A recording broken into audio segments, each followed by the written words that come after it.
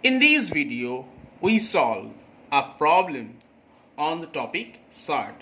Here the problem is that we have to simplify this quantity. That means third root of sixth root of 5 to the power 9 to the power 4, that means whole to the power 4, and third root of sixth root of 5 to the power 9 total to the power 4. That means these two are the same quantity. Now we proceed in the following way. First we write the problem. Now we know that sixth root of 5 to the power 9 can be written as 5 to the power 9 by 6, and we perform the same operation here also.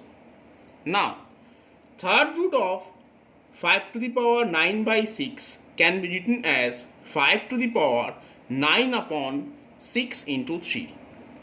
Here we perform the same operation. Now we have a power 4 here. Therefore, we have 5 to the power 9 into 4 divided by 6 into 3. And here we have the same quantity. Now after simplification, we have 5 square into 5 square. This means 5 to the power 2 plus 2. This means 5 to the power 4.